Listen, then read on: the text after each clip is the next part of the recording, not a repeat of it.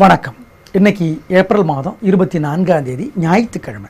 ஞாயிற்றுக்கிழமைங்கிறதுனால கிருத்திகை, உத்தரம், உத்திராட நட்சத்திரத்திலே பிறந்தவர்கள், சிம்ம ராசிக்கார நேயர்கள், 1, 10, 19, 28 தேதிகளிலே பிறந்தவர்கள், ஞாயிற்றுக்கிழமை பிறந்தவர்கள், இவங்க எல்லாரும் பிடிச்ச சாமிக்கு கோயிலில் பசு நெய்யினால தீபம் போட்டு பாருங்க, நல்ல மாற்றம் இருக்கும்.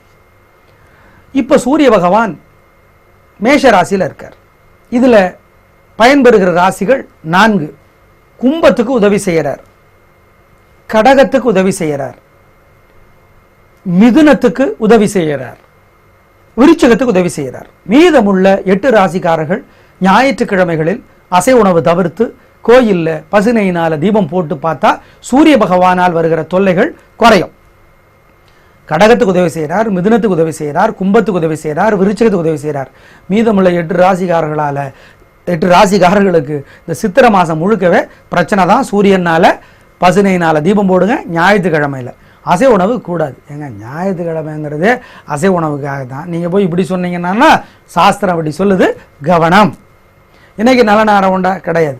நாளைக்கு நல்ல நேரம் உண்டா? உண்டு. காலை 6 முதல் 7:30 வரை. எப்படி இருக்க போகிறது ஞாயிற்றுக்கிழமை? இப்போ பார்க்கலாம். மேஷராசிக்கார நேயர்களை, சந்திராஷ்டமம், அசைவுணவு கூடாது, கோயிலில் விளக்கேற்றணும், வீட்டு பூஜையில் விளக்கேற்றணும், வண்டி ஓட்டுறது கவனம், கொடுக்கல் வாங்கல் வேண்டாம், பெரிய விலையுள்ள பொருளை வாங்க வேண்டாம். ஒரு மந்திரத்தை 108 தடவை சொல்லுங்க அல்லது எழுதுங்க. அப்போ சிவபெருமான நினைங்க. ஓம் அருணனே போற்றி. அருணன்கிறது சூரிய பகவானுடைய தேரின் சாரதி, கிருட பகவானுடைய அண்ணா. இந்த மந்திரம் சொன்னால் தப்பிச்சுக்கலாம். அசை உணவு கூடாது, கவனம். கோயில்லையும் சரி வீட்டிலையும் சரி பசுனையினால் தீபம் போடணும், ஜாக்கிரதை. அனுகூலமான எண், திசை, நிறமெல்லாம் கிடையாது. ரிஷபராசிக்கார நேயர்களை, பிரமாதமான நாள், நல்ல முன்னேற்றம், காரியம் சிறப்பாக நடக்கும், ஜெயிப்பீங்க, வெற்றி அதிகம், தூரத்தில் நினைவு செய்து உண்டு. பெண்களுக்கு இன்னும் முன்னேற்றம் கிடைக்கும், நாளாக கட்டாயம் இருக்கும். உங்கள் பலம் என்ன? மன உறுதி, விடாமுயற்சி, தயாள குணம், ஜெயிக்கிறீர்கள். அனுகூலமான எண் உங்களுக்கு 1, 9. அனுகூலமான திசை தெற்கு, மேற்கு. அனுகூலமான நிறம் வெள்ளை, சிவப்பு. மிதுன ராசிக்கார நேயர்களை, பொறுமையாக இருங்க. தேவையற்ற வம்பு வரும். கோயிலில் விளக்கேற்றுங்க, வீட்டு பூஜையில் விளக்கேற்றுங்க. பசு நெய்யினால் பேச்சினால் சிக்கல் வரும். ஒரு மந்திரத்தை 108 தடவை எழுதுங்க அல்லது சொல்லிக்கிட்டே இருங்க. அப்போ சிவபெருமான நினைங்க. ஓம் ஓம் திருநள்ளாரே போற்றி, திருநள்ளாரே போற்றி சொல்லுங்க, தப்பிச்சுக்குவீங்க. திருநள்ளாறுங்கிற இடத்துல தான் சிவபெருமானை சனி பகவான் வழிபட்டு பெரியாளானார். அனுகூலமான எண் 2. அனுகூலமான திசை கிழக்கு. அனுகூலமான நிறம் வெள்ளை. கடகராசிக்கார நேயர்களை, பிரமாதமான நாள், நல்ல முன்னேற்றம், காரியம் சிறப்பாகும், ஜெயிப்பீர்கள், வெற்றி அதிகம், தூரத்திலிருந்து நினைவு செய்து உண்டு. பெண்களுக்கு இன்னும் முன்னேற்றம் கிடைக்கும், நாளாக கட்டாயம் இருக்கும், சந்தோஷம் அதிகமாகும், கலக்கிறீங்க. அனுகூலமான எண் 6, 7. அனுகூலமான திசை தெற்கு, மேற்கு. அனுகூலமான நிறம் வெள்ளை, சிவப்பு. சிம்ம ராசிக்கார நேயர்களை, பிரமாதமான நாள், நல்ல முன்னேற்றம். உங்களோட பலம் என்னங்க? சுறுசுறுப்பு, விடாமுயற்சி, வேகம், பிடிவாதம், அசட்டு தைரியம், பார்த்துடலாம் அப்படிங்கிற ஒரு அலட்சியம், இதெல்லாம் இன்னைக்கு ஜெயிக்கும். ஏன்னா கிரக நிலை நல்லா இருக்கு, கலக்குறீங்க. பெண்களுக்கு இன்னும் நல்லா இருக்கு, நல்ல நாள். அனுகூலமான எண் 3, 6. அனுகூலமான திசை கிழக்கு, தெற்கு. அனுகூலமான நிறம் வெள்ளை, சிவப்பு.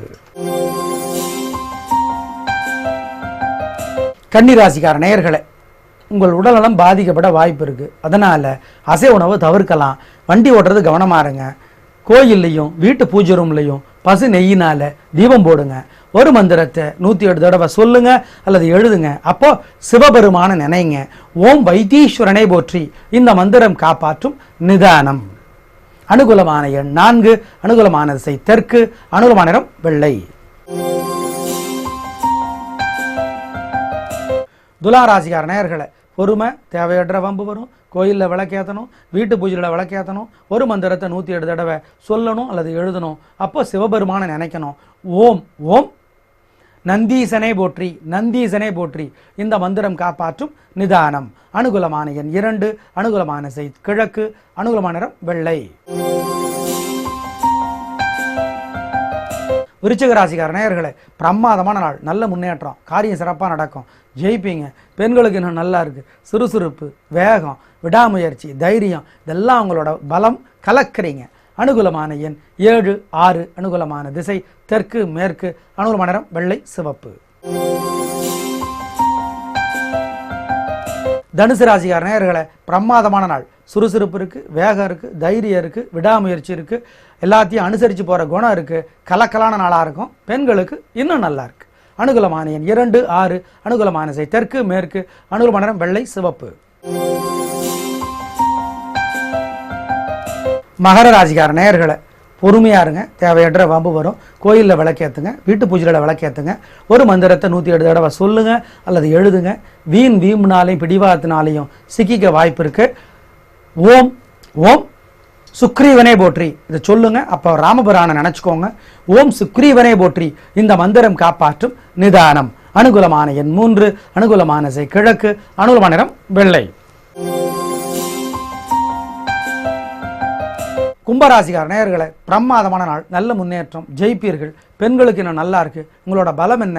விடாமுயற்சி, சிறப்பு, வேகம், சுறுசுறுப்பு, இதெல்லாம் உங்களுடைய பலம். அதை வச்சு கலக்குறீங்க. நல்ல நாளாக இருக்கும். அனுகூலமான எண் 3, 9. அனுகூலமான திசை கிழக்கு மேற்கு. அனுகூலமான நிறம் வெள்ளை சிவப்பு. மீன ராசிக்கார நேயர்களே, பிரமாதமான நாள், நல்ல முன்னேற்றம், காரியம் சிறப்பாகும், ஜெயிப்பீர்கள், வெற்றி அதிகம், தூரத்திலிருந்து நீ செய்து உண்டு. பெண்களுக்கு இன்னும் முன்னேற்றம் உண்டு. நல்ல நாளாக கட்டாயம் இருக்கும். கலக்கிறீங்க. ரொம்ப ரொம்ப சந்தோஷம். அனுகூலமான எண் உங்களுக்கு 6, 7. அனுகூலமான திசை தெற்கு மேற்கு. அனுகூலமான நிறம் வெள்ளை சிவப்பு. நேயர்களே, இன்று நல்ல நேரம் இல்லை, நாளை நல்ல நேரம் உண்டு. காலை 6 முதல் 7:30 வரை. கல்யாணமான சிம்ம ராசிக்கார நேயர்களே, கணவன் மனைவி இருவரு ராசியுமே சிம்மமாக இருந்தாலோ அல்லது சிம்மம் மகரமாக இருந்தாலோ அல்லது சிம்மம் கும்பமாக இருந்தாலோ ஜோசியர்கிட்ட ஜாதகத்தை காட்டி பரிகாரம் பண்ணிக்கோங்க. சிம்ம ராசிக்கார நேயர்கள் வாழ்நாள் முழுக்க வெள்ளியிலே மாணிக்கம் போடணும். போட்டால் என்ன விதிமுறை? ஜோசியரை கேட்டுக்கிட்டு போடுங்க. நாளை பார்க்கலாம். நன்றி, வணக்கம்.